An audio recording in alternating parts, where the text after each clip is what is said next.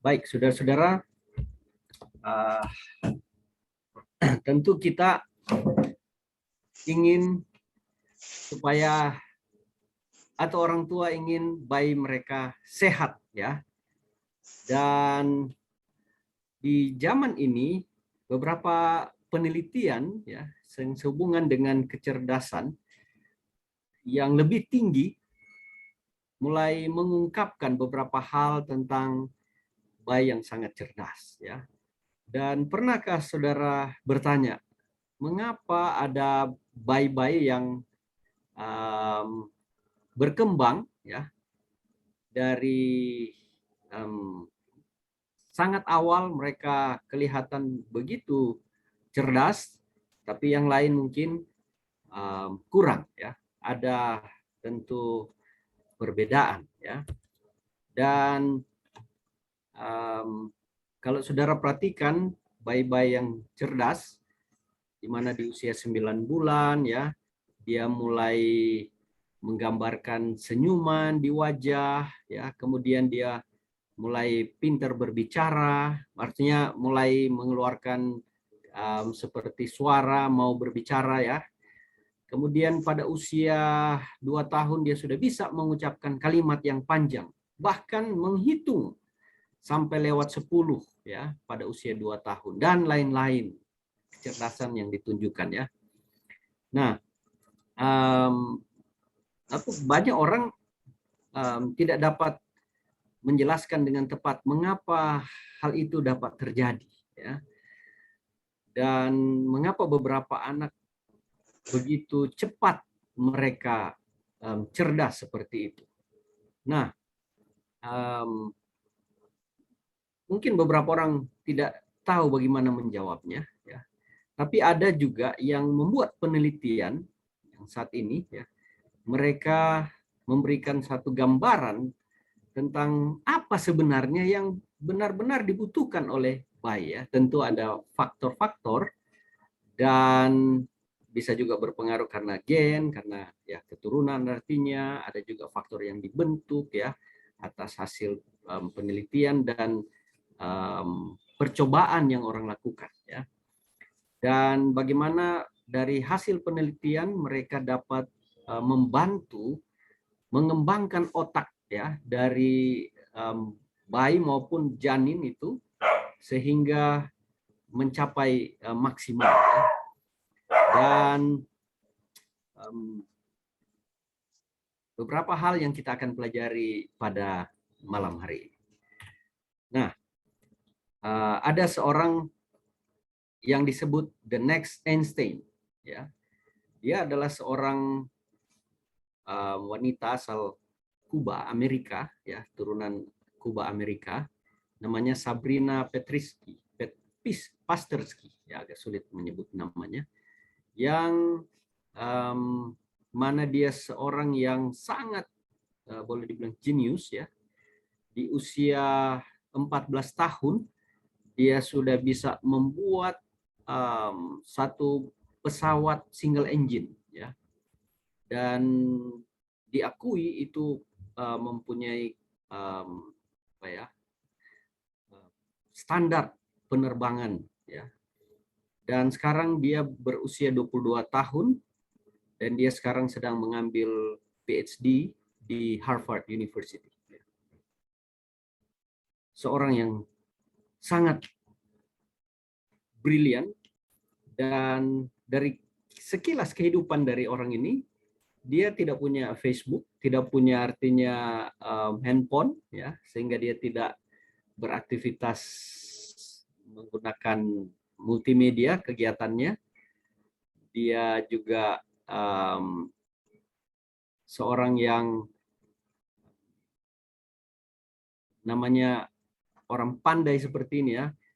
Kegiatannya adalah sukanya meneliti, mencari tahu ya, membaca buku, dibanding dengan hanya sekedar untuk ambil foto atau kegiatan-kegiatan orang-orang muda yang lain yang mungkin kurang berkualitas yang lain. Dia seorang yang sangat mementingkan pendidikan dan kualitas hidupnya.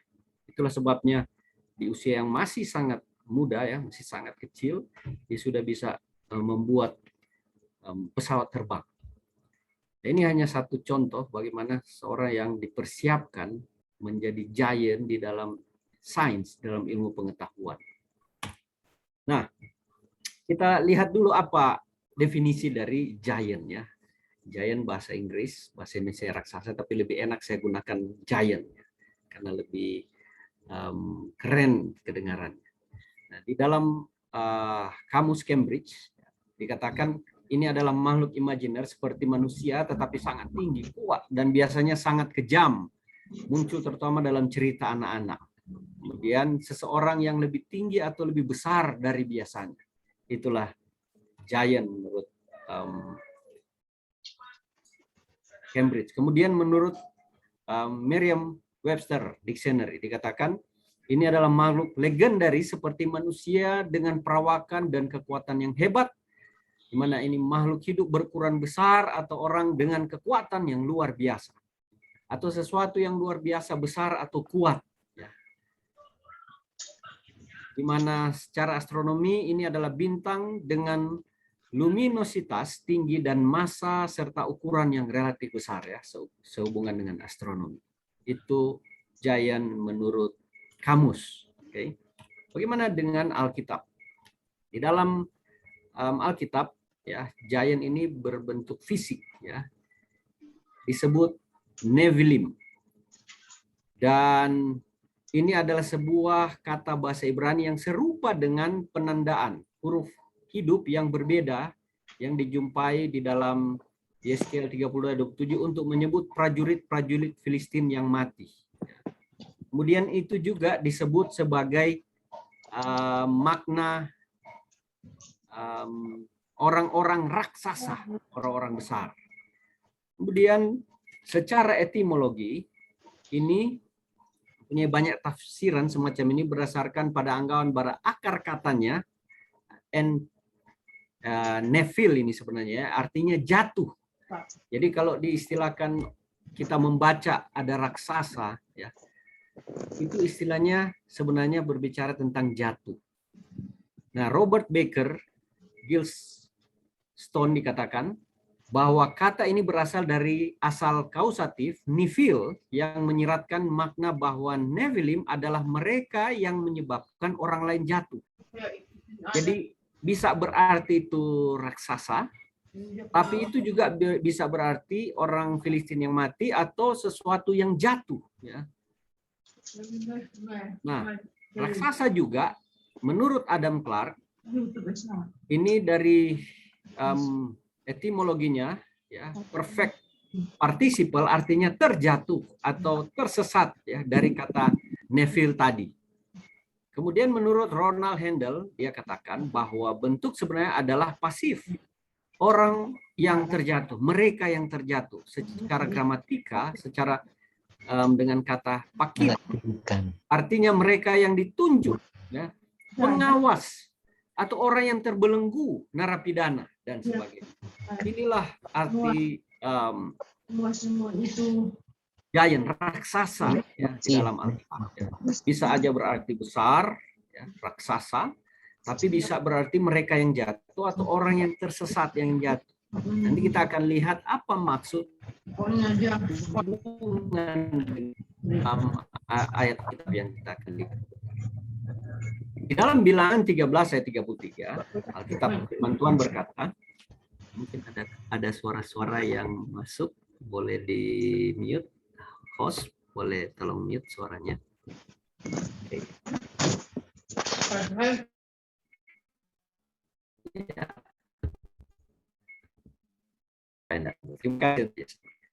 Nah, di dalam Bilangan 13 ayat 33 dikatakan, jika kami lihat di sana orang-orang raksasa, orang enak yang berasal dari orang-orang raksasa, dan kami lihat diri kami seperti belalang, dan demikian juga mereka terhadap kami. Jadi di dalam Bilangan ini berbicara bagaimana orang-orang Israel ini melihat ya orang-orang ini besar-besar. Jadi kata Nephilim tadi itu memang bisa juga berarti fisiknya besar-besar. Tapi bisa juga berarti orang ini terjatuh, mereka yang sudah apa? Jatuh menyebabkan orang lain jatuh dalam dosa, ya, jatuh dalam kehidupan. Jadi dalam Bilangan 13 ayat 30 berbicara tentang orang raksasa yang besar. Nah, ada beberapa ayat di dalam Alkitab yang berbicara tentang fisik yang besar, ya. Di dalam 2 Samuel 21, 16, 18, 20, kemudian 2 Tawarik 24, 68. Ini berbicara keturunan yang raksasa, ya. Yisbi, Benob, Saf, ya. Dan ada yang berperang melawan Daud, ya. Itu Goliat, dan raksasa ini kalah. Di mana tinggi badannya, tangan dan kakinya berjari sampai 6. Jadi total 24 jari orang. Ini adalah nama Sipai, ya, keturunan raksasa, dan disebutkan juga ada raksasa yang kalah di tangan Daud, tewas di tangan Daud. Jadi ini raksasa secara fisik di dalam Alkitab. Nah, menurut fakta sejarah, ya, beginilah besar-besarannya orang-orang di dalam Alkitab.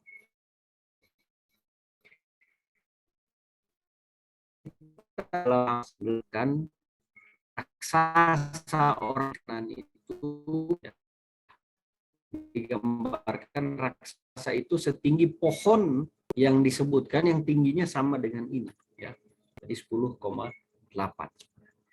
Nah, menurut penggalian juga yang dilakukan, ditemukannya orang-orang yang besar badannya di Perancis, ya, di mana ada orang-orang yang besar, ya, di Ulangan 1 ayat 11, ya, diceritakan di sana bagaimana besar-besarnya orang di zaman dahulu. Nah, kita lihat untuk arti raksasa, tetapi bukan besar secara fisik, tetapi secara intelektual. Kalau saudara lihat di dalam Kejadian 6 ayat 4, dikatakan di sana, pada waktu itu orang-orang raksasa ada di bumi, dan juga pada waktu sesudahnya ketika anak-anak Allah menghampiri anak-anak perempuan manusia, dan perempuan-perempuan itu melahirkan anak bagi mereka. Inilah orang-orang yang gagah perkasa di zaman purbakala, orang-orang yang kenamaan. Saudara perhatikan, gagah perkasa, kenamaan. Disebut di atas raksasa, ya. Nephilim juga disebut.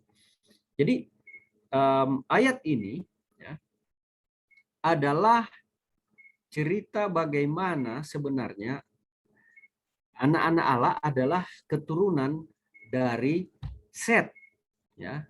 Saudara tahu kan, anak dari Adam itu ada 2. Ada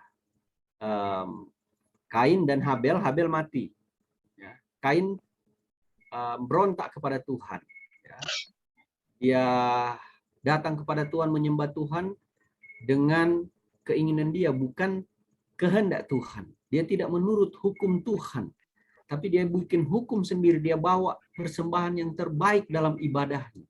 Dia beribadah kepada Tuhan, dia bawa apa?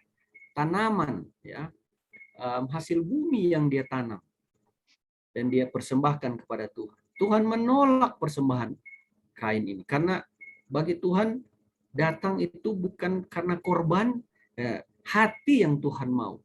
Hati kita kalau kita serahkan kepada Tuhan, artinya kita datang menyembah kepada Tuhan bukan dengan keinginan kita, tetapi yang keinginan Tuhan. Sehingga apapun yang Tuhan perintahkan, kehendak Tuhan, hukum-hukum Tuhan, perintah, itu yang Tuhan mau. Nah, kalau hati sudah tidak sesuai dengan kehendak Tuhan, maka dia akan melawan kehendak Tuhan. Dia akan bawa apa?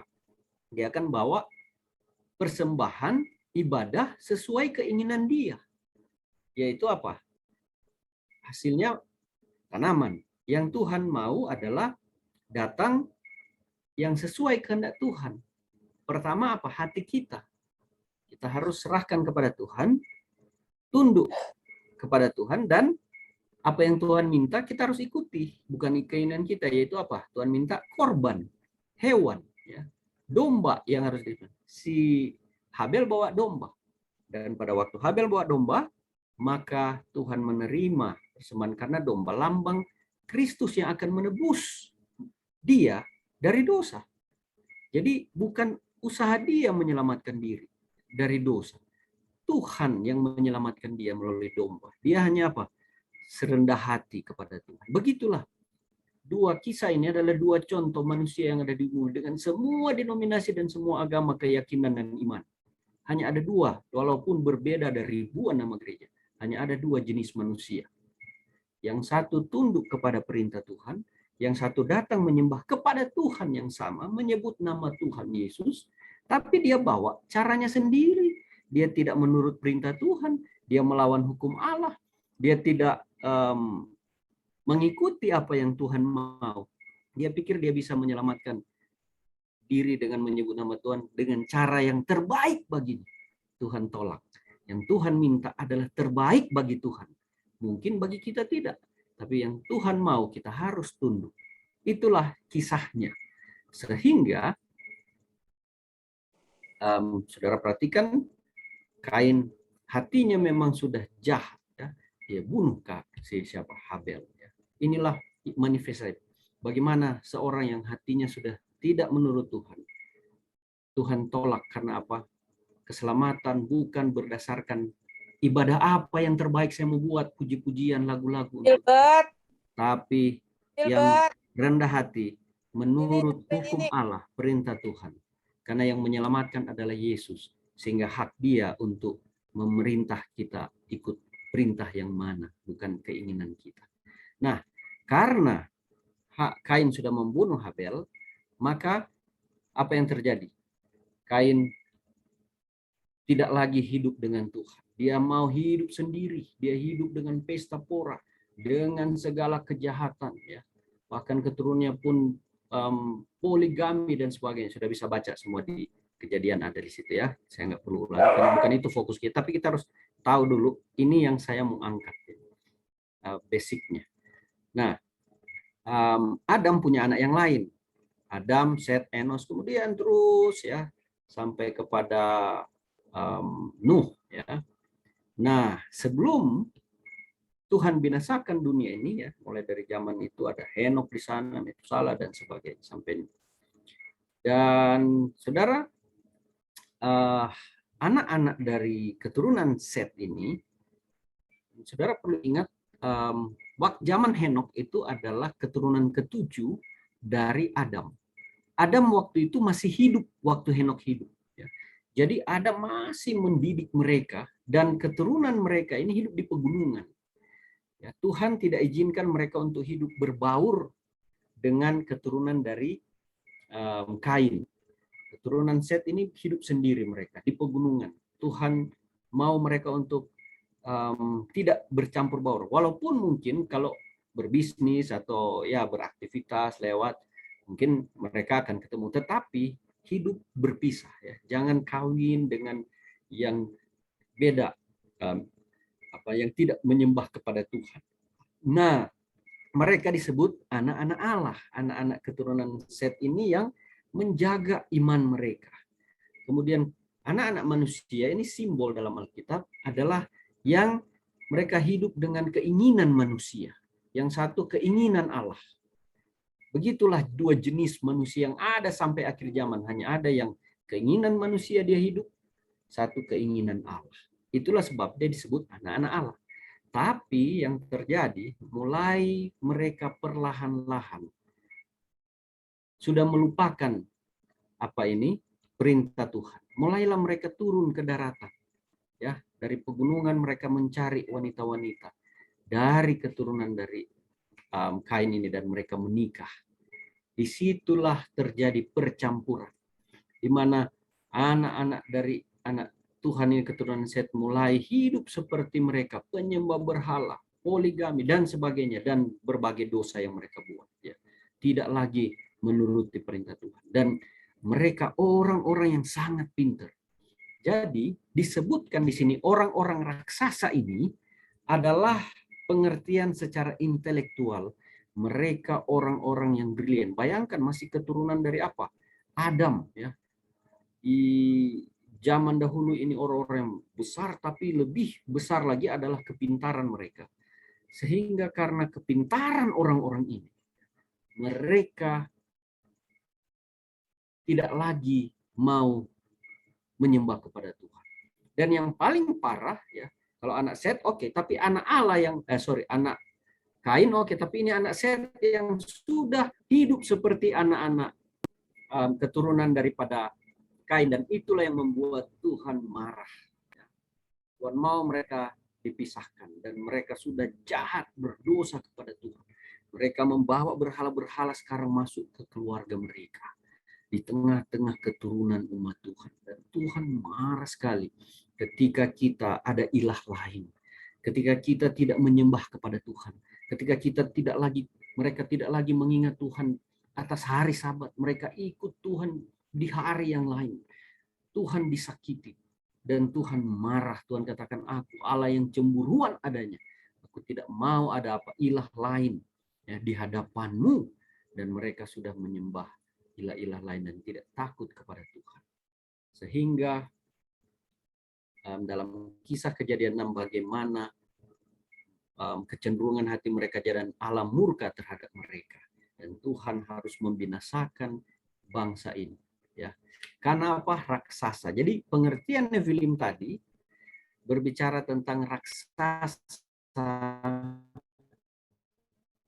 di mana mereka menyebutkan orang atau mereka sudah jatuh. Waktu itu orang-orang raksasa, orang yang besar, yang mempunyai intelektual tinggi, tetapi mereka orang-orang yang jatuh, orang-orang yang sudah jatuh, penyebab orang lain jatuh. Ya, itulah ayat background kata ini. Dan ketika anak-anak Allah menikah dengan orang-orang ini, ya, orang-orang gagah perkasa di zaman itu, orang-orang yang kenamaan. Ya. Jadi mereka hebat secara intelektual, tetapi mereka tidak lagi mau takut kepada Tuhan. Sudah tidak lagi beriman kepada Tuhan. Inilah yang disebut raksasa. Kehebatan mereka membuat mereka tidak sembah kepada Tuhan. Mereka rasa mereka sudah hebat. Mereka menciptakan karya-karya yang luar biasa. Dan mereka katakan mereka mampu membuat semua ini. Dan itulah sebabnya mereka buat, bisa juga mereka yang buat dinosaurus dan berbagai binatang-binatang yang besar lainnya yang Tuhan sendiri tidak ciptakan. Mereka sudah sangat brilian. Saudara tahu di zaman ini pun orang sudah hampir menuju ke sana ya. Dengan kehebatan kepintaran manusia, mereka lupa kepada Tuhan yang telah memberikan kepintaran. Mereka mulai menciptakan berbagai teori dan sebagainya. Oke, itulah raksasa ya. Nah, di zaman ini pun banyak raksasa-raksasa. Tidak saja fisik, tetapi dalam pengertian bagaimana kemampuan intelektual ya yang raksasa, yang kalau di dalam ayat 4 ini Kejadian 6 dikatakan ya, orang-orang gagah perkasa, orang-orang yang kenamaan ya, karena kemampuan intelektual mereka yang luar biasa. Inilah beberapa orang yang saudara bisa kenal ya.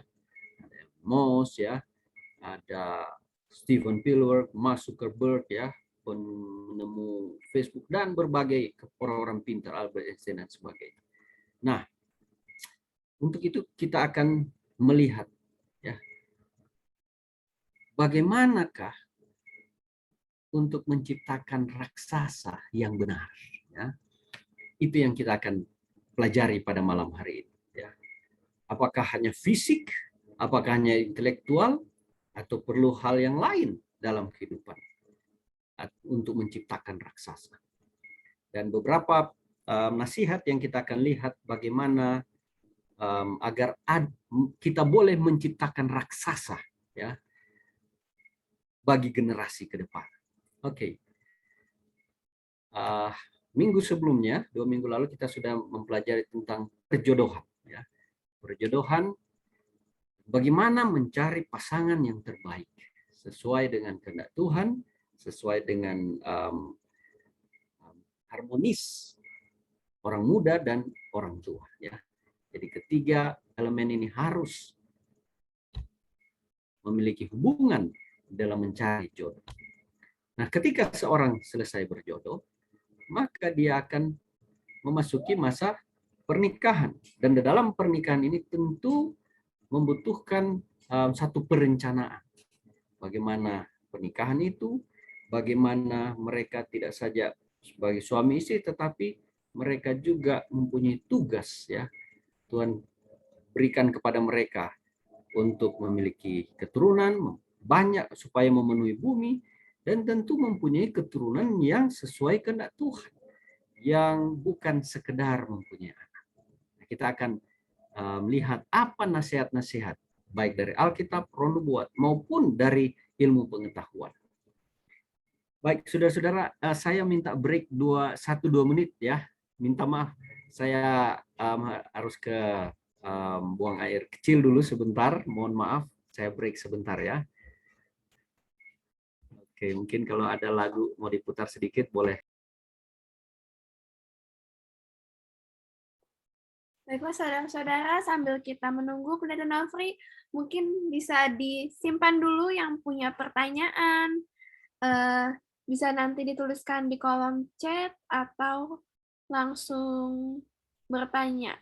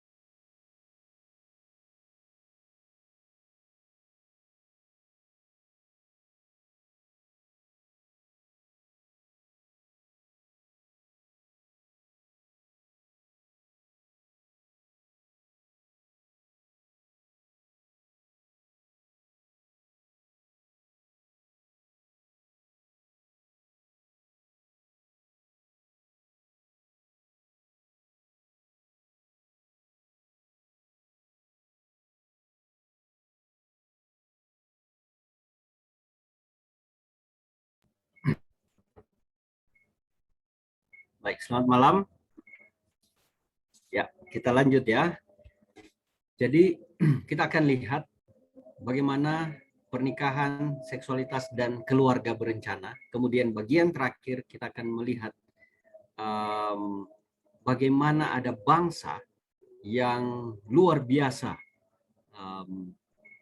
kecerdasan dan kehebatan mereka, giant di dalam dunia ini. Kita akan pelajari kehidupan mereka malam ini. Baik, pernikahan, ya, dilembagakan di Eden oleh Tuhan tentunya, di mana Tuhan ingin membagi kasih-Nya supaya manusia, ya, yang Tuhan izinkan menikah ini, mereka juga keperluan mereka terpenuhi, ya, dan manusia ini boleh menikmati hubungan satu dengan yang lain sebagaimana Tuhan mempunyai hubungan satu dengan yang lain, ya. Akan memberi penghormatan, persahabatan, kesetiaan, pemenuhan, dan hasil seks yang timbal balik. Jadi pernikahan, ya, Tuhan buat untuk kebahagiaan manusia, ya. Tuhan yang rancang, Tuhan yang ciptakan, Tuhan yang temukan hal ini sejak dari Taman Eden. Jadi kalau Tuhan yang rancangkan, Tuhan yang buat, ini tentu ada maksud Tuhan demi untuk kebahagiaan, kebaikan bagi orang yang Tuhan ciptakan. Nah, di dalam Kejadian 2 ayat 18, Tuhan berkata, tidak baik kalau manusia itu seorang diri saja, aku akan menjadikan penolong baginya yang apa? Sebadan dengan dia. Jadi Allah sendiri yang memberikan seorang teman kepada Adam. Ya, kita pelajari 2 minggu lalu bagaimana jodoh, ya, Tuhan izinkan, ya, ketika kita cari, kita tanya kepada Tuhan, dan Tuhan restui. Itulah yang terbaik, ya, untuk penolong yang sepadan dengan pasangan, ya. Dalam Kejadian 2:22 Tuhan berkata, dan dari rusuk yang diambil Tuhan Allah dari manusia itu dibangunnya seorang perempuan, lalu dibawanya kepada manusia itu. Jadi Allah yang merancang pasangan untuk kita. Dan Allah yang merayakan pernikahan pertama. Luar biasa. Allah betul-betul rancang pernikahan itu. Allah saksikan dua oknum ya, dalam tangga mereka. Dalam 2 dan 5 dikatakan sebab itu seorang laki-laki akan meninggalkan ayah dan ibunya, bersatu dengan istrinya sehingga keduanya menjadi apa? Satu daging ya. Jadi Allah lah yang merancang supaya manusia ini menikah ya, menikmati kebersamaan, hubungan ya, cinta kasih Allah dalam hidup mereka. Dan mereka boleh menjadi apa? Satu, bukan lagi dua. Nah, inilah kenapa Allah membuat pernikahan. Allah mau juga manusia itu supaya mereka mempunyai keturunan.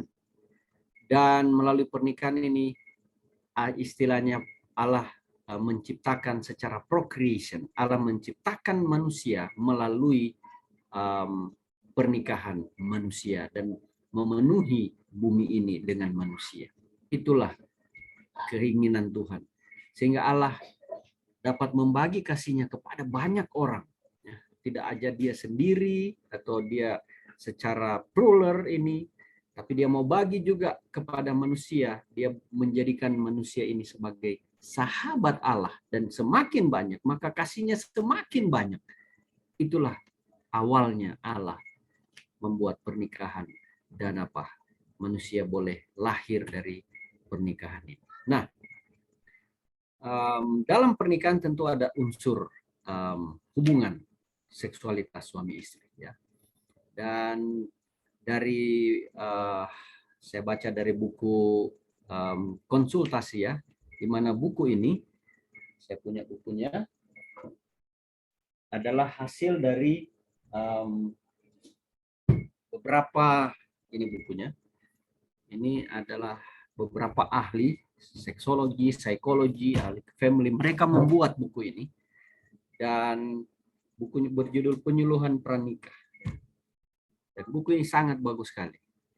Dari keterangan buku ini di mana ada 5 unsur ya perilaku seks. Yang pertama itu adalah pemberian, di mana Allah yang menemukan seks itu. Itu adalah perbuatan indah dan kreativitas, ya, bukan hal tabu. Harus dipelajari, harus diketahui ya. Dan adalah satu pemberian kepada individu untuk memfasilitasi pertumbuhan dan perkembangan mereka. Kemudian yang kedua itu adalah lambang tentang keesaan, hubungan yang erat, hubungan yang karib antara satu dengan yang lain dalam rumah tangga ya, suami istri. Satu lambang pertalian dan hubungan. Inilah bagian yang kedua dari 5 unsur perilaku seksualitas. Kemudian yang ketiga adalah sakramen. Ini adalah satu tanda luar dari pengalaman batin tentang realitas dan kekudusan rohani. Jadi bagaimana dia menunjukkan akan kasih cintanya melalui apa? Pengalaman ya. Tanda luar dari hubungan satu dengan yang lain. Kekudusan rohani. Tapi banyak orang menyalahgunakan hal itu. Kemudian 4, yaitu perayaan, di mana tentang diri kita sendiri dalam hubungan, tentang karunia kita dan kebersamaan. Jadi ini adalah istilahnya kita merayakan ya, akan karunia kebersamaan satu dengan yang lain. Dan ini adalah satu pengalaman hubungan komitmen, bukan sekedar seperti mungkin binatang ya, yang kalau dia suka ya dia berhubungan, kalau nggak mau dia tinggalkan. Nah, kalau manusia berpikir seperti ini sudah seperti apa? Seekor binatang ya. Tapi ketika dia punya komitmen ya dalam rumah tangga ya, karena dia tahu bahwa ini suci, ini hubungan antara dia, pasangan dan apa? Dan Tuhan, maka dia tidak pernah akan apa? Berpisah ya. Ini karena komitmen satu dengan yang lain. Apapun yang terjadi, itu adalah satu komitmen. Karena pernikahan itu adalah hubungan kita dengan Tuhan dan pasangan kita. Inilah 5 unsur perilaku seks ya. Pengalaman hubungan. Nah, maksud seks dalam pernikahan untuk beranak cucu. Di dalam Kejadian 1:28, beranak cuculah dan bertambah banyak, penuhi bumi dan taklukkanlah itu dan berkuasalah atas ikan di laut dan burung di udara dan atas segala binatang merayap di bumi. Jadi inilah maksud seks dalam pernikahan, untuk kita apa? Beranak cucu, bertambah banyak ya. Di dalam 7:13 dikatakan, Ia akan mengasihi engkau, memberkati engkau, dan membuat engkau banyak, memberkati buah kandungan. Ya, luar biasa. Tuhanlah yang merancang, Tuhan juga yang apa? Memberkati. Dalam Ulangan 7:14 dikatakan, engkau akan diberkati lebih daripada segala bangsa. Tidak akan ada laki-laki atau perempuan yang mandul di antaramu, ataupun di antara hewan. Ya. Jadi Tuhan yang membuka kandungan, Tuhan juga yang apa? Mengizinkan mungkin dengan maksud tertentu ya.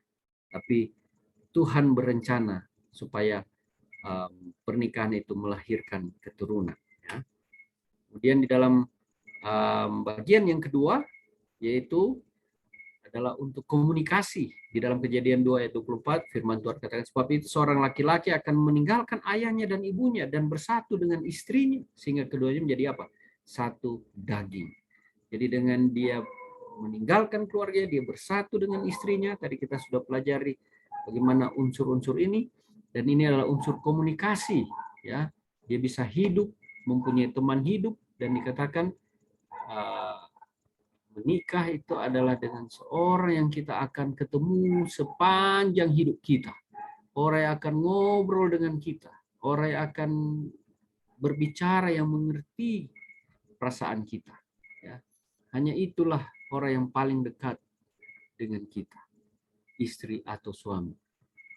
Jadi komunikasi ini betapa penting ya. Jadi maksud seks dalam pernikahan adalah juga untuk apa? Komunikasi. Kemudian yang ketiga adalah kesenangan dan sorry, ini saya harus matikan dulu.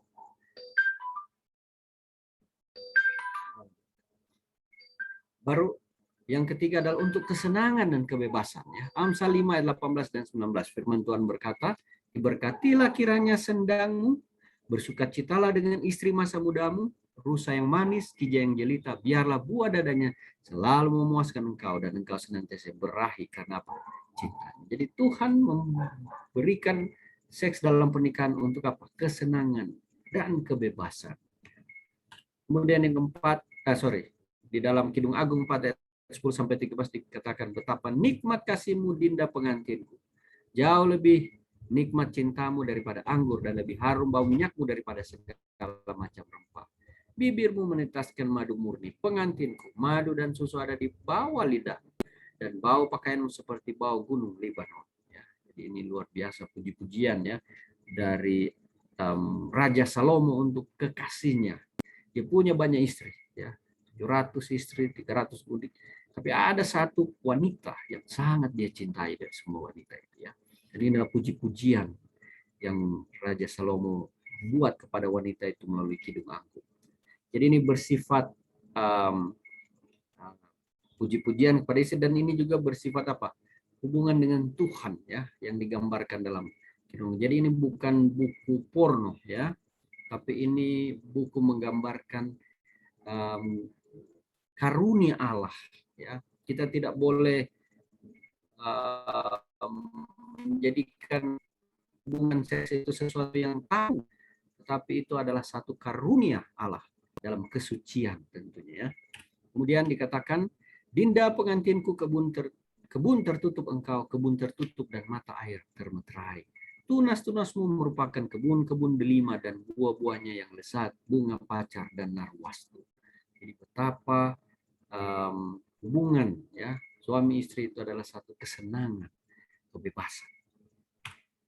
Seks adalah satu bagian terpadu pada setiap makhluk manusia. Pernyataan hubungan seks sementara tidak terbatas pada hasil seks, harus ada pembatasan dengan hubungan pernikahan ya. Jadi ini adalah satu apa? Hubungan terpadu ya pada setiap manusia ya. Dan tentu harus ada juga pembatasan ya, karena tidak sesuka hati kita ya, mau sesuai keinginan kita. Tentu ada batas-batas tertentu sesuai kemampuan manusia ya. Jadi itu adalah kesenangan, tetapi bukan berarti menghambur istilahnya nafsu birahi seseorang. Jadi ada keterbatasan. Nah, 1 Timotius 5 ayat 8 dikatakan, tapi jika ada seorang yang tidak memeliharakan sanak saudaranya, apalagi seisi rumahnya, orang itu murtad dan lebih buruk dari orang yang tidak beriman. Jadi dalam hubungan rumah tangga, suami istri, hubungan seksual ini adalah kewajiban ya. Jadi jika dalam rumah tangga kemudian tidak melaksanakan kewajiban, maka Tuhan pun tidak berkenan dengan perbuatan hal tersebut dalam ayat ini. Kemudian bagaimana dengan hubungan kontrasepsi ya? Adalah sarana yang sah untuk membatasi besarnya keluarga dan mengizinkan untuk kepuasan seks yang normal yang Allah berikan. Jadi dalam nasihat pernikahan ini, bagaimana kontrasepsi juga itu tidak bertentangan ya, karena saya perhatikan ya di Filipina contoh, negara ini adalah negara yang tidak melarang orang untuk menggunakan kontrasepsi. Sehingga kasihan sekali saudara-saudara. Banyak orang yang miskin tapi tidak boleh menggunakan kontrasepsi. Akhirnya anaknya banyak sekali. Sampai udah kayak apalah ya, nggak bisa diurus ya, jadi nakal, berkeliaran, nggak sekolah, dan jadi boleh dibilang sampah masyarakat ya. Karena apa? Negara melarang, agama melarang, sehingga mereka tidak boleh ada pembatasan. Sehingga anak-anak yang dilahirkan tidak berkualitas.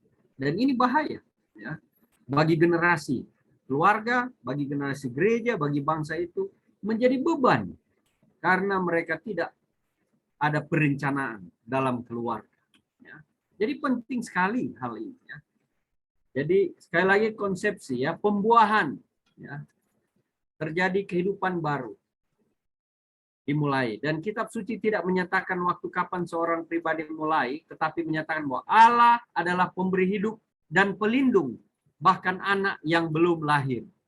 Jadi pembuahan ya, janin ketika itu terjadi, maka tidak boleh ada apa, ada orang buat keguguran atau menggugurkan janin dan sebagainya. Itu adalah satu apa?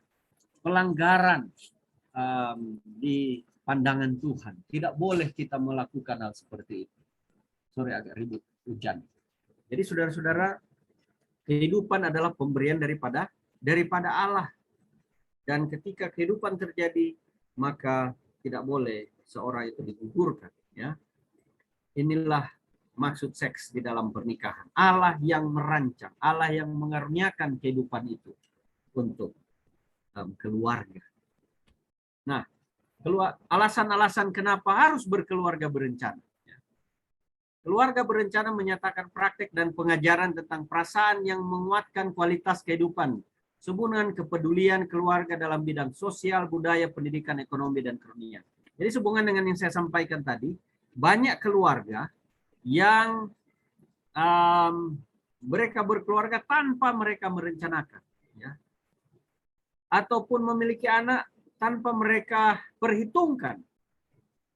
Nasihat dari buku penyuluhan pernikah ini, dalam berumah tangga harus dipikirkan ya, bagaimana dalam mempunyai anak, istri, suami, cukupkah kehidupan dia secara ekonomi, rohani, budaya, pendidikan, semua harus dipikirkan. Ya. Dasar prestasi kesejahteraan dalam bidang-bidang ini adalah peraturan besarnya keluarga. Jadi dengan kita berencana berapa besar kecil keluarga kita, maka itu akan mempengaruhi kesejahteraan dari keluarga itu. kesejahteraan daripada anak, kecukupan materi, rohani, sosial dia, ya, itu harus direncanakan semuanya. Ada teman saya yang mempunyai anak 9 orang di zaman seperti ini. Dan saya lihat 9 luar biasa. Mereka secara rohani luar biasa. Anak-anak yang aktif di pelayanan, rajin-rajin. Jadi tidak apa-apa mau 9 selama keluarga ini dapat memenuhi semua kebutuhan mereka. Ya, ada yang kadang 2 pun takut, ya, karena 1 pun sudah susah mengurus. Jadi relatif keluarga itu dalam berencana memiliki berapa besar dan kecil keluarga. Suami dan istri harus dengan rela memutuskan banyaknya dan jarak waktu anak-anak mereka dengan satu cara yang konsisten dengan sumber daya dan harapan-harapan mereka. Jadi harus dipikirkan berapa dekat mempunyai anak. Bagaimana jarak satu dengan yang lain, ya. Dan apakah mereka akan memenuhi semua keperluan daripada anak-anak. Dalam Amsal 22 ayat 6 dikatakan, didiklah orang muda menurut jalan yang patut baginya, maka pada masa tuanya pun ia tidak akan menyimpang daripada jalan itu. Jadi ini lebih kepada awal, ya, tidak saja pendidikan dimulai bukan pada waktu dia lahir, tetapi pada waktu persiapan bagaimana kita mempunyai anak, ya. Cukupkah tidak? Berapa banyak, berapa jarak, ya, berapa kondisinya, bagaimana kebutuhan rohani, finansial, fisiknya, pendidikan, sosialnya, ya. Kita harus didik dari awal. Kesehatan dari istri, suami, itu harus dipikirkan supaya ketika melahirkan anak adalah anak-anak yang apa? Yang benar-benar mempunyai kualitas dalam kehidupan mereka. Nah, tanggung jawab yang tidak terkira untuk mengasuh dan menuntun kehidupan anak-anak sepanjang waktu dalam persediaan untuk hidup yang kekal adalah tugas yang rumit dan berat, ya. Tidak mudah, saudara-saudara. Karena banyak keluarga yang melahirkan anak-anak, tetapi mereka tidak mempersiapkan anak-anak ini untuk kehidupan yang kekal, ya. Ataupun gagal di dalam kehidupan di dunia ini, ya. Tidak mudah. Maka orang tua punya tanggung jawab yang begitu besar di dalam mempersiapkan anak-anak. Sehingga tidak saja mereka berhasil di dunia, tetapi mereka kehilangan keselamatan. Apa gunanya, ya? Nah, aspek fisik, emosi, intelektual, spiritual, dan ekonomi, kehidupan baik untuk para orang tua maupun anak-anak harus dipertimbangkan dengan teliti, menambah besarnya keluarga, ya. Jadi ketika menambah anak, ya, harus dihitung semua. Apakah ini akan apa? Terpenuhi semuanya. Nah, kesehatan fisik kedua pasangan juga itu, ya. Khususnya ibu. Ya, kedewasaan emosi, pengetahuan melahirkan anak, mengasuh, perkembangan rohani, kesiapan mereka untuk memelihara anak, sumber daya ekonomi harus dievaluasi pada waktu persiapan pernikahan. Pada waktu pernikahannya, mereka harus hitung-hitung semua. Ibu juga sangat berpengaruh bagi melahirkan seorang giant, ya, seorang anak, ya, generasi raksasa ini. Ya. Kemudian orang tua tidak boleh menambah keluarga mereka lebih cepat daripada mereka tahu bahwa anak-anak mereka dengan dapat dipelihara dan dididik dengan baik. Dalam buku Adventist Home halaman 163. Ya. Tidak boleh, Tuhan katakan, ya, Roh Nubuat katakan, untuk mau cepat-cepat punya anak, ya, kalau mereka tidak dapat pelihara anak itu dengan baik, ya. Jadi nasihat Tuhan juga, seorang anak di tangan ibu dari tahun ke tahun adalah ketidakadilan besar baginya. Hal ini mengurangi, sering membinasakan kenikmatan sosial dan menambah keadaan yang buruk di dalam rumah. Apa artinya? Seringkali bapaknya mungkin tidak pakai perhitungan. Yang penting punya anak, punya anak, punya anak. Sampai akhirnya ibunya menderita hidupnya. Cuman karena apa? Membesarkan anak tanpa perhitungan. Ya. Dan ini menjadi satu ketidakadilan bagi seorang istri. Ya. karena hanya melahirkan tetapi bukan mendatangkan kebahagiaan, tetapi mendatangkan beban-beban hidup karena berbagai masalah yang tidak dipertimbangkan tadi. Ya. Ini adalah teguran ya, bagi keluarga. Kemudian dikatakan hal ini merampok pemeliharaan, pendidikan dan kebahagiaan dari anak-anak mereka yang orang tua harus rasakan bahwa itu adalah kewajiban mereka untuk curahkan ke atas mereka. Jadi umpama harusnya cuma anak 2 atau anak 1 kemampuan keluarga ini dan pemeliharaan bagi anak. Tapi mereka mempunyai anak lebih daripada itu, ya, sehingga merampok pemeliharaan bagi anak yang seharusnya mendapatkan pendidikan yang lain atau pemeliharaan yang lain, sehingga anak-anak lain tidak terpelihara dengan benar. Kemudian ada alasan-alasan, ya. Yang pertama, kenapa keluarga perlu berencana? Memberi kesempatan untuk mendewasakan pasangan sebagai mitra dan sebagai bakal orang tua sebelum mereka melahirkan dan mengasuh anak-anak. Jadi nasihat ya dari tulisan Ron Buat ini bahwa merencanakan itu penting sekali, ya. Memberikan kesempatan agar pasangan itu lebih dewasa. Jangan perlu cepat-cepat kalau belum siap, matang secara mental, pengetahuan terhadap bagaimana melahirkan anak, bagaimana hamil, bagaimana supaya anak itu berkualitas waktu hamil. Dia harus mengetahui. Dan saya menasihati kepada keluarga, orang tua, anak muda, ya, mungkin pasangan muda, banyak membaca buku-buku Ron Buat tentunya, ya. Apalagi buku Adventist Home, rumah tangga Advent.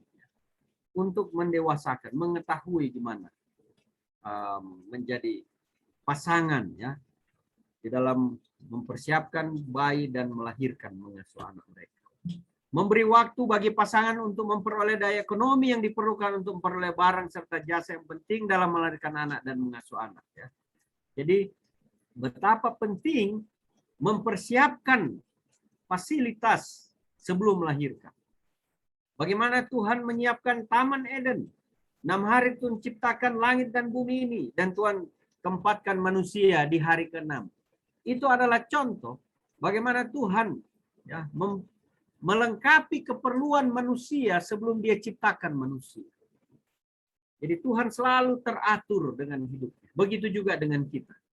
Tuhan mau keluarga itu harus matang, ya, memberikan kebutuhan bagi keluarga sebelum anak-anak itu lahir. Ya. Makanya tadi katakan jangan cepat-cepat.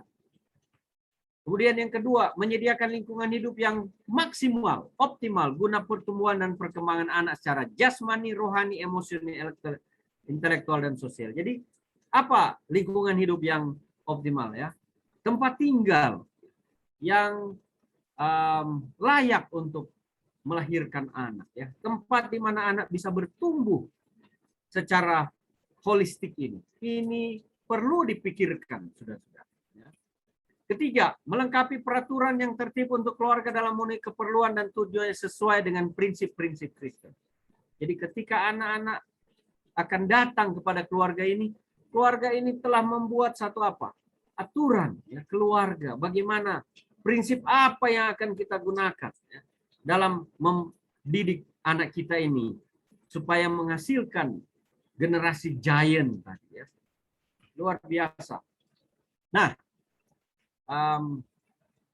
bagian terakhir keempat, ya, sebelum kita melihat apa pandangan dari para saintis atau ilmuwan dan pengalaman dari satu bangsa yang luar biasa, ya. Dikatakan di masa kehamilan bahwa spiritual ibu mempengaruhi kelahiran. Seorang ibu yang hamil, ya, ada ketakutan ketika dia hamil. Dan kadang masalah mental, psikologi, emosi. Ini mempengaruhi ibu ketika dia lahirkan anak itu akan berpengaruh pada waktu pertumbuhannya seperti sebagaimana yang ibunya alami kalau dia stres, ya, marah-marah, punya masalah ekonomi, tidak siap dan sebagainya, maka anaknya juga itu akan terbawa secara psikologi, emosinya. Jadi nasihat ini, ya, yang saya baca dari buku An Investigation of the Relationship of Spiritual Intelligence and Resilience with Attitude to Fear of Childbirth in Pregnant Women, ya, ditulis dalam jurnal ini, penelitian ini, bahwa betapa penting kerohanian seorang ibu, ya, untuk kecerdasan janinnya, bayinya. Maka dari hasil penelitian ini, masalah rohani itu sangat penting. Dalam apapun masalah, ketika seorang ibu mempunyai rohani yang baik, maka bayinya juga akan baik. Dia akan melahirkan dengan tidak takut karena ketergantungannya kepada ilahi, ya, kepada Allah. Jadi masa kehamilan ini sangat penting, ya, bagi rohanian anak itu, mentalitas, psikologi, ya, keselamatan proses kelahiran maupun kecerdasan seorang anak itu berpengaruh pada waktu ibu itu hamil. Oke. Ini hasil jurnal, ya, penelitian sains.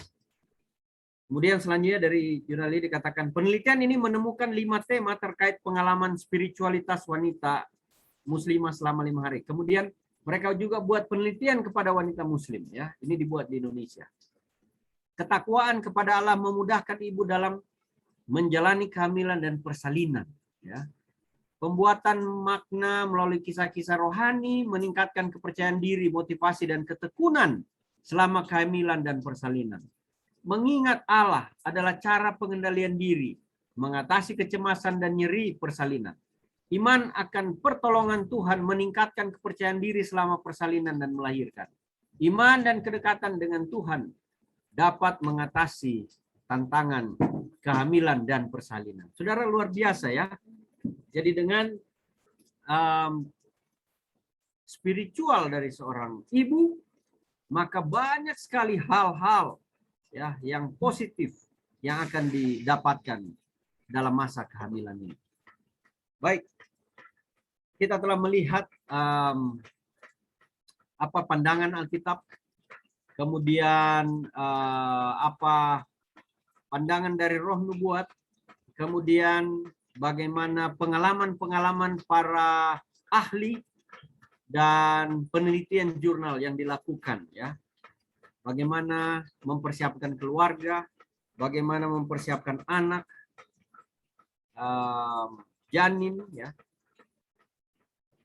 kehamilan ini untuk mempunyai keturunan yang terbaik secara fisik, mental, rohani, sosial, ya, ekonomi. Itu betapa pentingnya persiapan dari kedua pasangan suami istri, baik secara rohani mereka, mental, fisik, dan sosial, dan finansial. Kita akan lihat bagaimana prakteknya, ya. Tadi teorinya, kita akan lihat bagaimana praktek dari satu bangsa, ya, di mana bangsa ini adalah bangsa Israel, ya, orang Yahudi. Mereka orang-orang yang pintar, ya. Mereka orang-orang yang jenius, yang hebat-hebat secara general. Bangsa yang terpintar di dunia ini boleh dibilang, ya. Dan kita akan lihat rahasia kecerdasan orang Yahudi. Nah, dikatakan orang-orang Yahudi dikenal sebagai orang cerdas. Kemungkinan kecerdasan ini muncul karena kebiasaan yang dimulai saat orang Yahudi hamil, katanya, ya. Ini dari penelitian. Dilansir dari South Asian Pulse, mereka melakukan berbagai macam hal demi merangsang kecerdasan janin dalam perut, ya. Ini ada seorang profesor yang melakukan penelitian, ya, dan dia muat di dalam jurnal ini tentang orang Yahudi. Dan hebatnya orang Yahudi ini, kecerdasan mereka dimulai dari kehamilan ibu, ya, di mana mereka tahu perkembangan EQ dan IQ, ya. Ini dimulai dari apa? Dari masa kehamilan. Dan mereka akan berusaha untuk memenuhi segala keperluan sejak dari kehamilan. Nah, dikatakan orang-orang Yahudi dikenal sebagai orang cerdas. Kemungkinan dimulai dari masa kehamilan, dilansir dari Asian Post. Oh sorry, ini sudah ke double. Yang saya mau sampaikan adalah Dr. Stephen Carleon. Dialah yang membuat penelitian ini kepada orang-orang Yahudi. Nah, kita lihat dulu bagaimana kecerdasannya orang Yahudi, ya. Di mana hadiah Nobel telah diberikan kepada lebih dari 900 orang di dunia ini. Di antaranya setidaknya 20% adalah orang Yahudi. Ya. Ada websitenya di situ. Disebutkan ya Aaron Katz ya dalam buku Luh Vian tahun 2016 menyatakan bahwa bangsa Yahudi telah banyak meraih penghargaan. Salah satunya penghargaan Nobel dari 170 orang peraih Nobel, 102 diantaranya adalah orang Yahudi. Ya. Ini dari buku membongkar metode-metode pembelajaran brilian orang Yahudi. Nah, dikatakan Bernard Katz karena teori transmisi neuromuskular. Ya. Kemudian ada Andrew Scali yang meraih Nobel dalam endokrinologi. Ini contoh-contoh saja ya. Schwarzwald seorang setelah melanjutkan pemahaman mengenai mata manusia, serta Stanley Cohen dengan teori embriologi yang ia kemukakan. Jadi ini contoh bagaimana orang-orang Yahudi yang terakhir ya, terkini, yang mendapatkan hadiah Nobel. Dan selain itu tidak sedikit pula bangsa Yahudi yang menyandang gelar sebagai juara dunia catur. Dari penjelasan dari buku ini ya. Nah, hal yang sama juga terjadi pada penghargaan ACM Turing Awards. Ada juga penghargaan yang hampir sama dengan itu, di mana bangsa Yahudi berhasil meraih 25% penghargaan yang diberikan Association for Computing Machinery karena kontribusi yang bersifat teknis pada dunia ilmu komputer. Ya. 25% dari orang yang mendapat award ini adalah orang Yahudi. Luar biasa. Kemudian bagaimana dengan IQ? Rata-rata nilai IQ dari orang Yahudi itu adalah 7-15 poin lebih tinggi dari komunitas lain yang ada di dunia. Secara general, mereka lebih tinggi dari semua orang yang ada di dunia.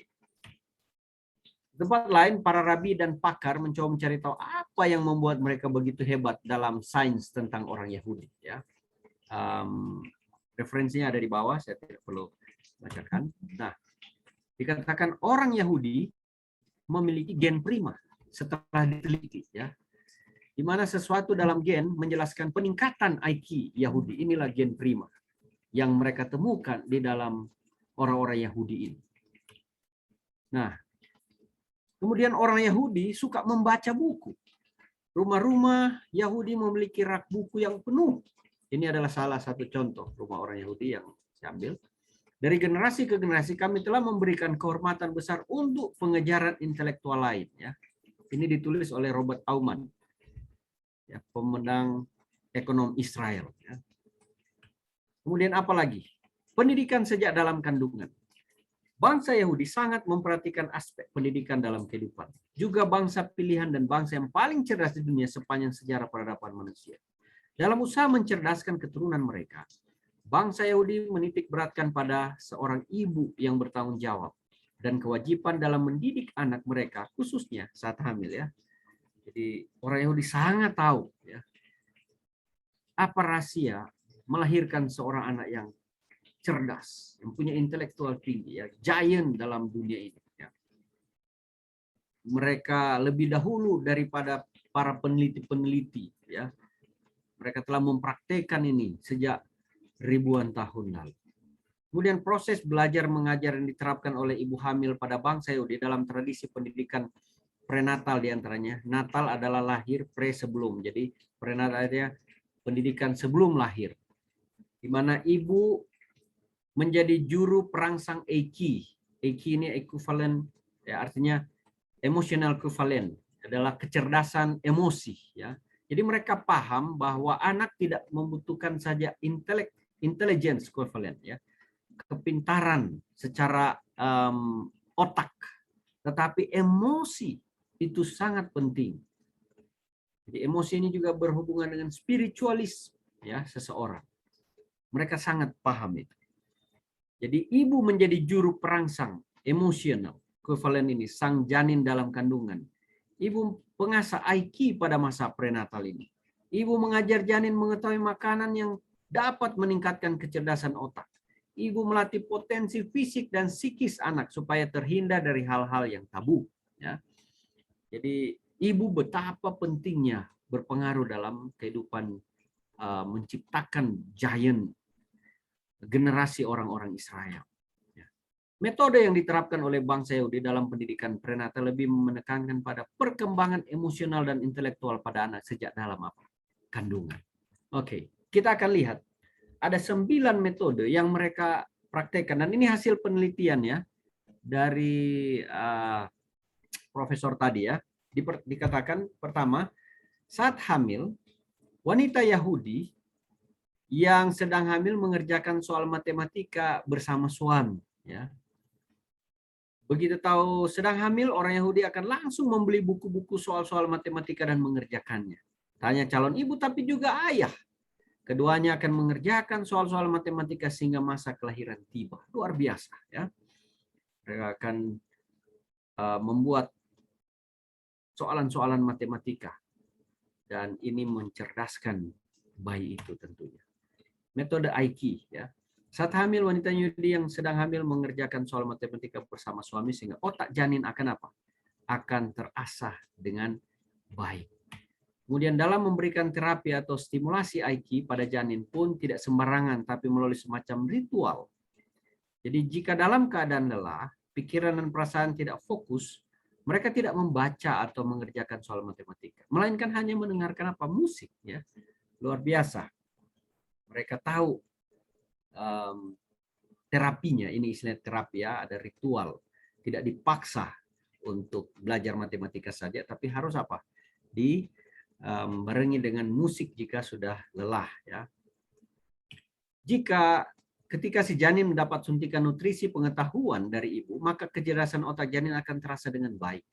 Setiap janin dalam kandungan dapat merespon setiap ajaran yang diberikan oleh ibunya atau setiap suara yang didekatkan ke perut ibunya, ya. Kemudian dikatakan bangsa Yahudi meyakini bahwa kecerdasan intelektual sang janin berkembang menuju ke arah kreativitas dan produktivitas, serta dapat memiliki kemampuan untuk bekerja sama. Ini metode IQ yang diterapkan kepada ibu hamil, ya. Yang pertama, mereka belajar matematika suami. Kedua, wanita Yahudi yang hamil senang bermain mendengarkan musik. Ibu hamil dari kalangan Yahudi sangat suka berdendang, menyanyi, bermain musik, atau hanya sekedar mendengarkan musik. Peneliti Dr. Stephen Carleon yang ditulis di South Asian Pulse menjelaskan bahwa mereka suka bermain piano. Ya. Karena piano ini adalah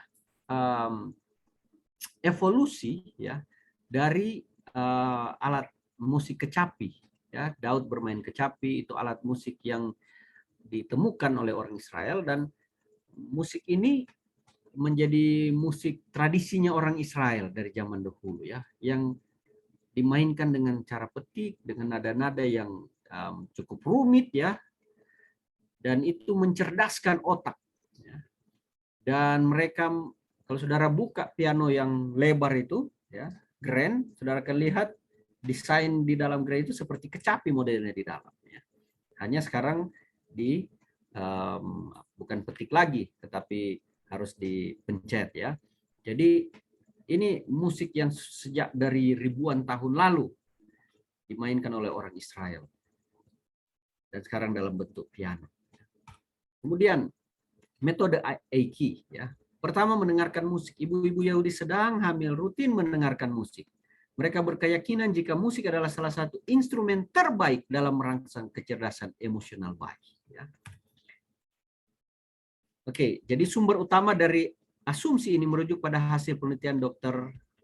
Stephen Carleon, ya, dalam Luffian 2016 bahwa rutinitas ibu hamil Yahudi senantiasa mendengarkan musik dalam keadaan yang tenang. Menekan musik khususnya orkestra dan instrumen ya, bukan musik dangdut, bukan musik rock ya, gamelan atau apa, tapi musik yang klasik ya. Instrumen orkestra. Bukan hanya menjadi rutinitas biasa, tapi menjadi semacam kurikulum pendidikan masa prenatal bagi bangsa Yahudi. Jadi kurikulum itu artinya mereka sangat disiplin dengan mendengarkan musik ketika ada janin ya, ibu hamil. Jadi bukan sekedar ya, tetapi itu istilah kurikulum. Mereka sudah punya waktu-waktu, jam, dan jenis-jenis musik apa yang akan mereka dengarkan kepada anak pada waktu mereka masih hamil ya. Nah, selain mendengarkan musik, biasanya ibu Yahudi juga bersenandung dengan doa-doa yang dilakukan. Jadi mereka seperti kalau kita orang Muslim ya, ada doa-doa tapi dilakukan ya. Jadi ini yang dibuat oleh ibu-ibu. Dan saya baca juga bagaimana mereka perdengarkan ayat-ayat dari kitab Taurat ya. Jadi ini yang didengungkan maksudnya, yang dinyanyikan ayat-ayat Taurat itu dinyanyikan kepada janin itu ya, luar biasa. Nah, oke, kita lewati ini tadi. Ya. Disebutkan Hermanto Trijuwono dari Divisi Kedokteran Vetomaterial Lab ya, dari Universitas Erlangga Surabaya, di mana makalahnya tentang pengaruh musik klasik bagi kecerdasan anak menjelaskan bahwa alunan musik klasik dapat mendorong kecerdasan anak, dan alunan musik klasik dapat mengurangi kematian jumlah sel saraf terprogram ya, apoptosis, sehingga saat lahir sel saraf akan menjadi lebih banyak dan potensi kecerdasan pun dengan sendirinya menjadi apa? Lebih besar. Jadi artinya kemampuan otaknya ya semakin membesar, dan kerusakan otak itu tidak terjadi ya. Ini luar biasa pengaruh musik.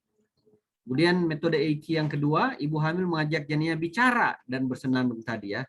Diajak bicara. Para ibu Yahudi paham bahwa meskipun mata janin dalam rahimnya masih tertutup, tapi indera pendengaran mereka telah bekerja. Pada saat itu janin telah dapat mendengarkan bermacam-macam bumi yang dapat merangsang EIC janin. Mereka juga berdoa dengan disenandung tadi. Setiap janin bisa menangkap emosi yang dirasakan oleh ibunya, serta berinteraksi dengan dunia luar melalui indera pendengaran mereka. Wah, luar biasa ya. Kemudian yang ketiga, hanya mengkonsumsi satu jenis makanan hewani juga. Ya, jadi kebiasaan para wanita Yahudi yang sedang hamil. Dari ya, bukan jadi. Orang Yahudi dilarang mengkonsumsi dua jenis makanan hewani dalam satu waktu. Anda tidak akan pernah menemukan dua jenis makanan hewani, misalnya ikan dan daging dalam satu meja. Jadi kalau makan ikan saja hari ini.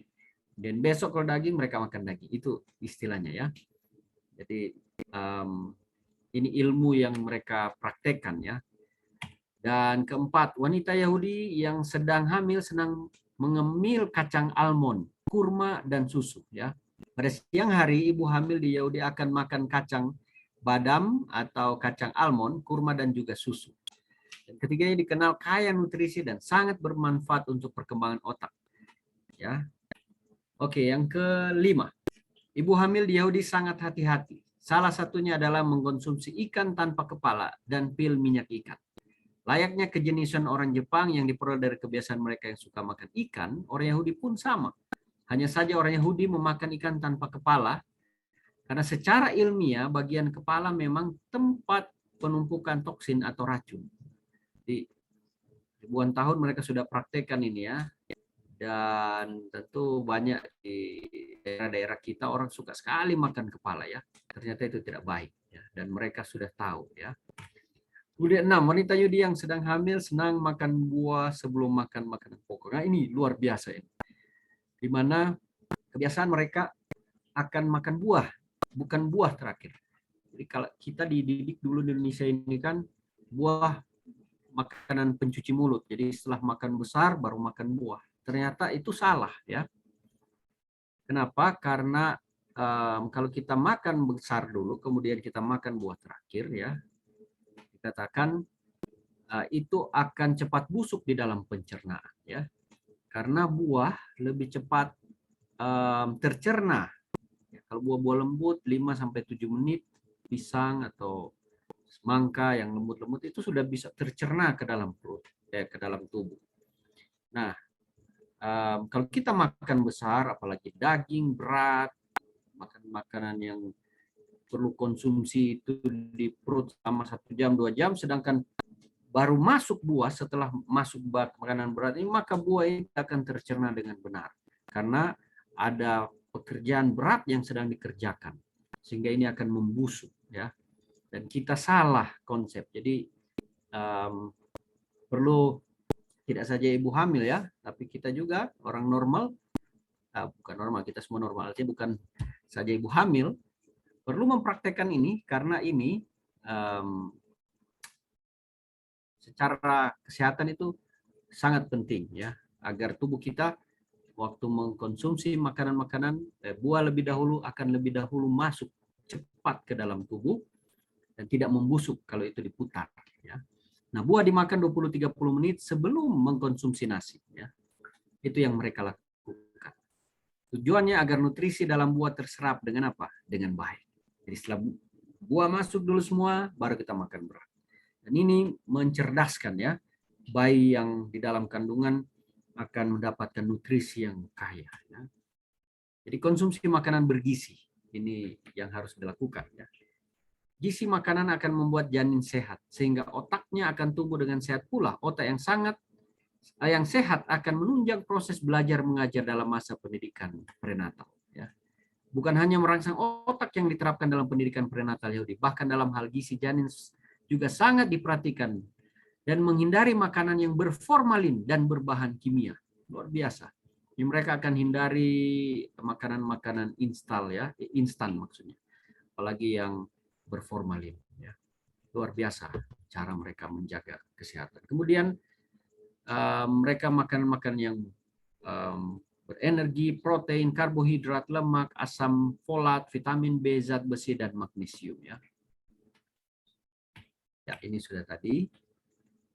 Nah, wanita Yahudi sedang hamil senang makan buah sebelum makan makanan apa? Makanan pokok. Ini sudah. Oke.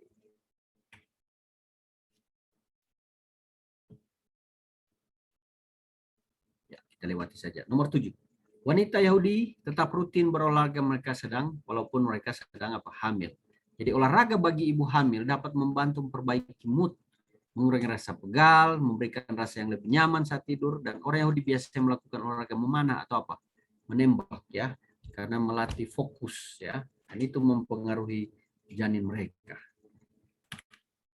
Nah, aspek psikis dari janin. Bangsa juga memperhatikan aspek psikis pada janin karena para ibu hamil kalangan bangsa selalu melatih potensi fisik dan psikis janin dan menghindari hal-hal tabu. Dalam hal ini, poin penting yang harus dilakukan oleh sang ibu adalah berbuat baik dan menjaga sikap serta kestabilan emosi. Sikap dan perilaku yang menyimpang dari tradisi dan ajaran Yahudi terkait dengan pendidikan prenatal dapat membuat sel-sel otak dan saraf janin tidak berkembang, bahkan bahkan rusak.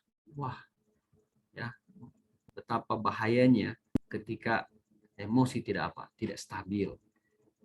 Kemudian yang ke-8, ibu hamil di Yahudi juga menghindari aspek asap rokok yang dianggap tabu. Merokok adalah hal yang tabu bagi kaum Yahudi, dan meskipun ada beberapa yang saya agak kabur di sini. Merokok adalah hal yang tabu bagi kaum Yahudi, meski ada beberapa yang merokok. Namun mereka akan langsung menghindar saat bertemu ibu hamil, karena asap rokok mengganggu pertumbuhan otak janin selama di dalam kandungan. Jadi orang Yahudi sendiri sadar kalau ada ibu hamil, mereka tidak akan merokok dekat-dekat, ya. Dan ibu hamil sendiri tidak akan merokok. Kemudian yang ke-9, kebiasaan lainnya adalah tidak mengunjungi kuburan saat hamil. Menghindari datang ke kuburan dilakukan untuk menghindari emosi yang negatif.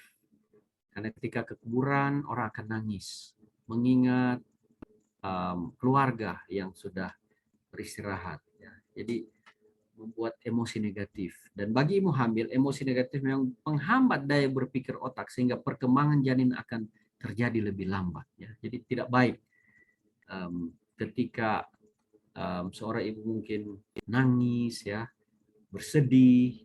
Ya, dalam konteks ini mungkin karena pergi ke kuburan, ya. Tapi kalau kita mungkin ya karena ada keluarga meninggal dan sebagainya. Tapi hati-hati jangan sampai terlalu emosional dengan kedukaan sehingga janin berpengaruh negatif kepada janin. Ya.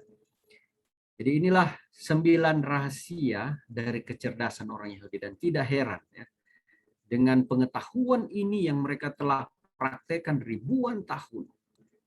Generasi-generasi orang-orang Yahudi ini adalah generasi giant di dunia ini. Mereka sukses di berbagai bidang. Karena apa?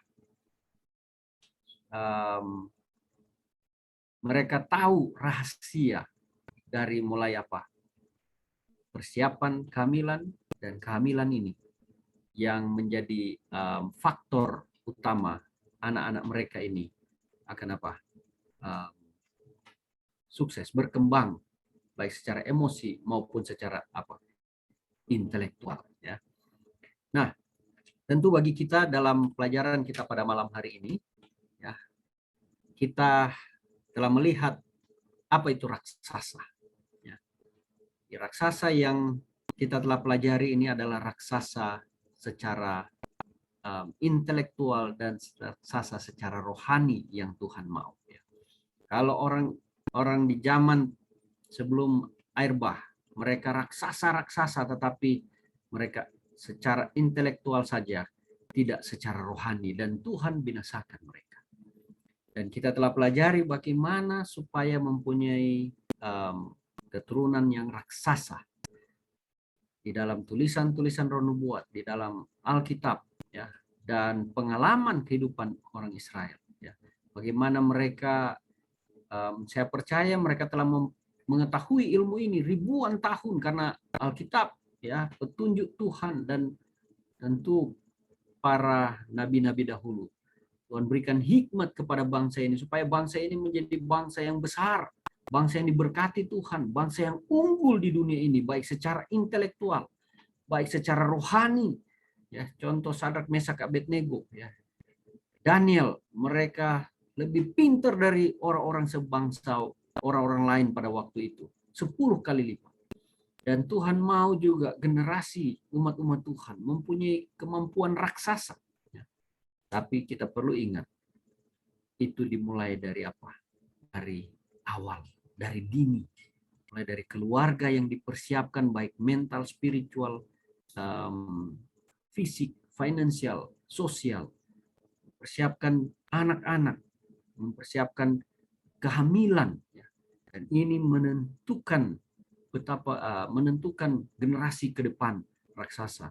Dan biarlah 9 hal yang kita sudah pelajari tadi akan menolong kita, ya, untuk memiliki generasi raksasa dan akan melahirkan Sadrak, Mesak, Abednego, Daniel modern, raksasa-raksasa rohani yang akan menjadi generasi di zaman ini untuk kemuliaan Tuhan tentunya, dan kebanggaan bagi kehidupan keluarga. Nah, saya baca ayat kita pada saat ini, ayat penutup di dalam Amsal 22 ayat 6, didiklah orang muda menurut jalan yang patut baginya, maka pada masa tuanya pun ia tidak akan menyimpang daripada jalan. Ketika orang muda dididik dengan pengetahuan ini, mempersiapkan generasi mereka ke depan.